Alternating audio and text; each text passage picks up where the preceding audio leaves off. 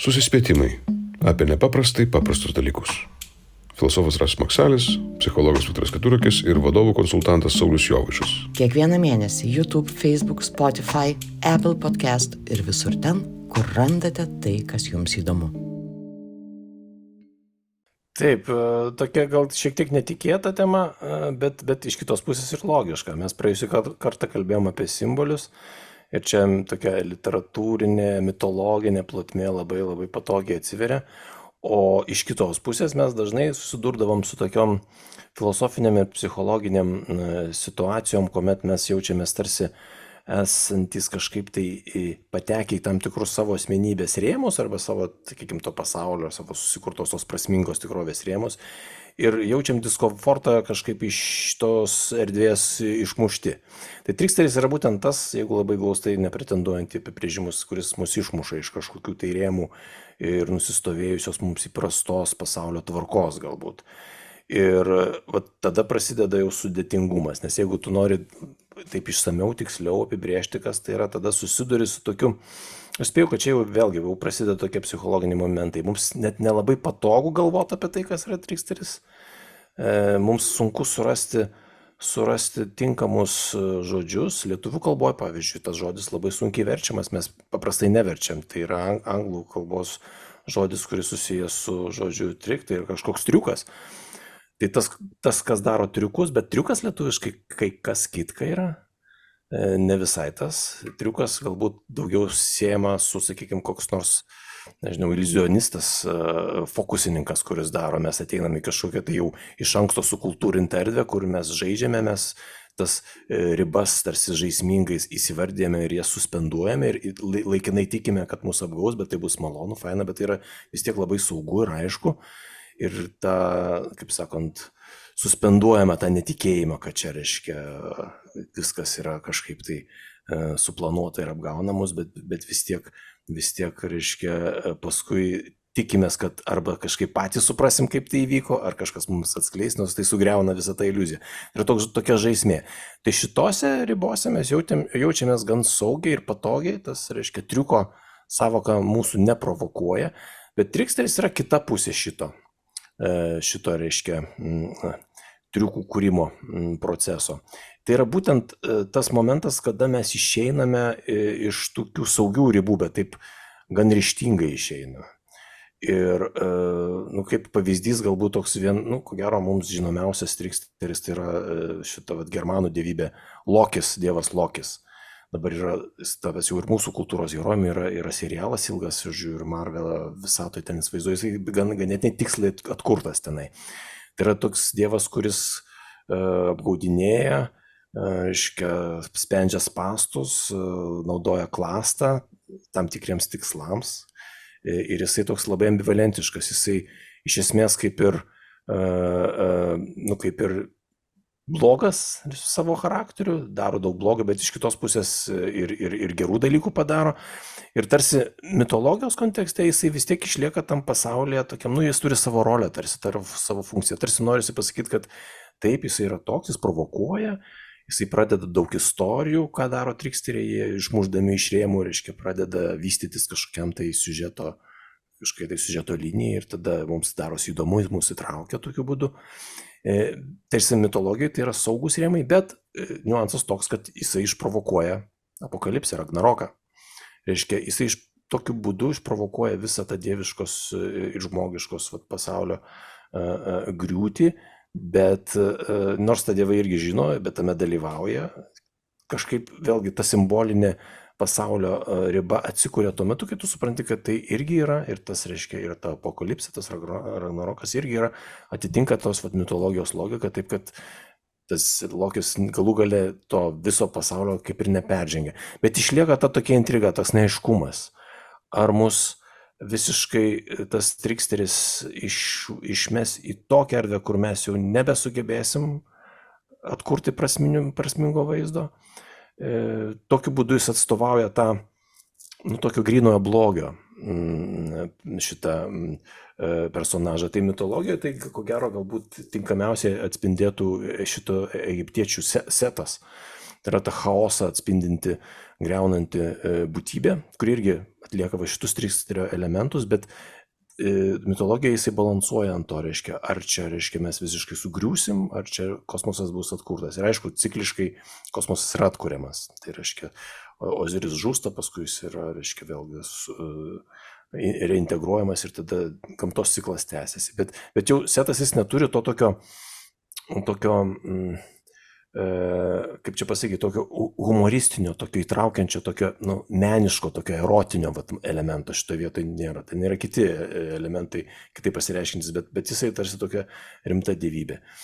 Pavyzdžiui, kitas mitologinis personažas, kurį jau galeriją tai ir užbaigsiu pavyzdžiais, tai yra Hermis graikų, kuriame yra labai daug žaismės ir jinai yra labai labai subtiliai yra pateikima. Ir tada pradedi galvoti, kad yra tam tikra amplitudė, nuo to tokio visiškai greunančio ir taip prievarta visą pasaulį atidarančio tiesiog, reiškia, triksterio, kuris tokiu kosminę galę turi, ir to, kuris atlikdamas mažesnę funkciją, jisai tampa tarsi tokiu simboliu paties žmogaus, nes žmogus irgi yra tas, kuris simboliškai nuolat yra priverstas lauždyti savo pasaulį ir tikrovę. Tai Hermis, man atrodo, labai gerai tą simbolizuoja, nes yra toks homerinis himnas, skirtas Hermiui, parašytas keletą amžių prieš Kristų, prieš mūsų erą. Tai senas antikinis tikrai, dar iki helenistinės šitos epochos tekstas, kuomet aprašomas Hermio gimimas, kaip jisai gimsta, jisai tampa paskutiniuoju iš 12 olimpiečių dievų ir jam tam, kad pakliūtų, kad jis galėtų pakliūti į tą panteoną, jam reikia kažkaip tai sudominti, kažkaip tai tą pasaulį atidaryti ir ten slapta ar kažkaip tai reiškia kažką prikombinuoti, kažkaip pakliūti.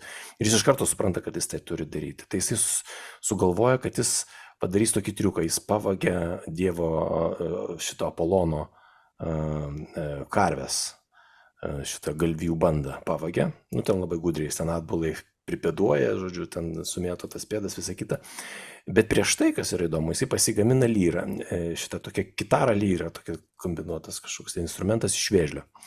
Ir jisai jau yra iš anksto sugalvojęs, kada jisai tai daro ką tik gimęs. Tai jis pavogė tas jaučius, du galvijus paaukoja, tokiu būdu pradeda naują aukojimo ritualą, jis išmoko žmonės, tokį Prometėjas beveik, bet tada jisai atsigula į lopšį atgal, nes jis žino, kad tai bus. Ir tada Apolonas sėdė, kur mano jaučiai, kur mano karvės? Hermis sako, ką tu, sako, kvaila, žiūrėk, aš kūdikius galiu, kaip aš tavo jaučius galiu pavaroti, kad tu savo galvoji. Ir tada jisai iš viso, reiškia, juda tam lopšį kažkaip tai ir bejudėdamas jisai pagadina orą, graikai taip rašo, reiškia. Ir pats autorius, kuris rašo, sako, jis tai padaro taip, tarsi duotų kažkokį pranašišką ženklą. O tai yra visiškai ironija, nes Apolonas kaip tik yra, reiškia, šito pranašiščių dievas ir yra labai rimtas pranašiščių, pagrindinis. Tai reiškia, jo orakulas yra pagrindinis Graikijoje Dzeuso valios skelbėjas. O Hermis žaidžia.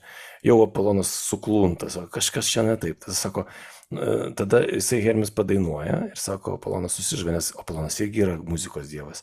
Apolonas gimęs, kitam himne iš karto sako, man reikia lanko ir lyros, nes jis yra muzikos ir toliašaudis, reiškia, šitas dievas. Tai jisai taip susižavė to Hermio dainavimu, kad Hermis jį paperka. Jis sako, gerai, va, čia aš tau padariau. Sako, pasimtos jaučius. Viskas gerai. Bet prieš tai dar jie pakliūna pas Dzeusą ir visą tą istoriją papasako Dzeusui.